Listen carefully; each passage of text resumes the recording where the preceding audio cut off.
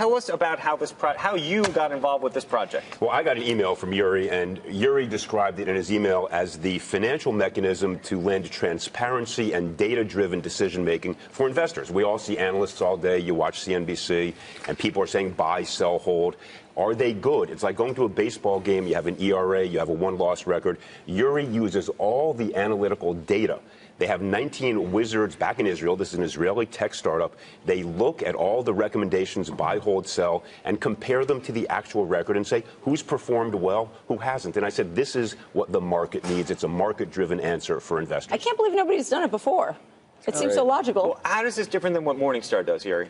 Well, basically, we don't rank funds. We rank financial experts. We also, since we're using technology to do that, machine learning and big data algorithms, we are able to understand unstructured text, like what bloggers and contributors are saying around the world. And, you know, Uri, it's also, it wouldn't be Morningstar, it would be II, right, is who you compare it to. But II, many times, it has nothing to do with the stock performance of their recommendations. No. It has to do with how they interact with their clients. Does he call you back? Does the analyst and do they give you good fundamental research? And fundamental research really rarely correlates with stock price. If you go to this website and you can adjust the metrics based on how long you hold, what you want to compare it to, what the sector is, it is amazing. You can see analysts, bloggers, how they performed against the market. Have we found any analysts that are any good at stock timing? Really? So there are thousands of analysts, and most of them aren't really good. Right. But you have about I know that you have about 15% of them that we notice that can consistently outperform the markets year over year.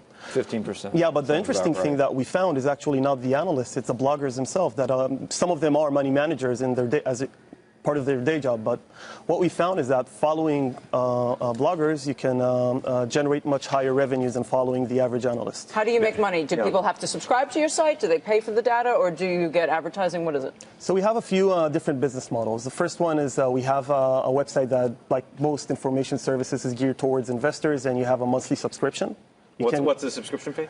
So it varies between $10 for a light version, where you can evaluate any recommendation you're getting online. You can see what the top performing experts are saying and basically do your research there. And we have a more premium one for the $50 a month, where you can do your own benchmarks. You can compare any analyst to the S&P, to the sector.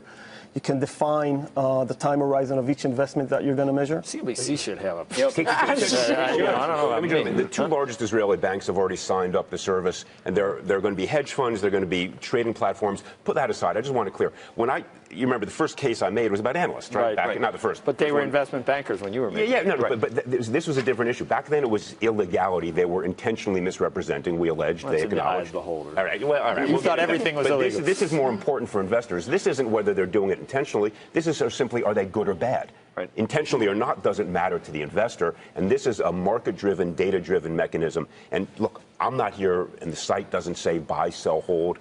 My view is buy an index fund if you're going to invest. But if you're in the market, this is the site that says... Why do you want him on your board?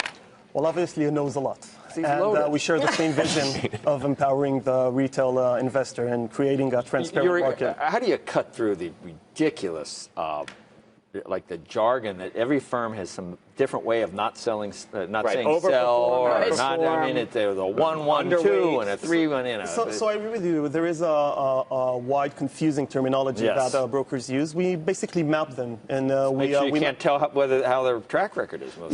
So we map ratings like outperform, overweight. It's all a buy for us, and an underperform and an underweight, well, it's going to be a sell for us. So we map them into a buy, hold, and a sell, and then we just open a position whenever.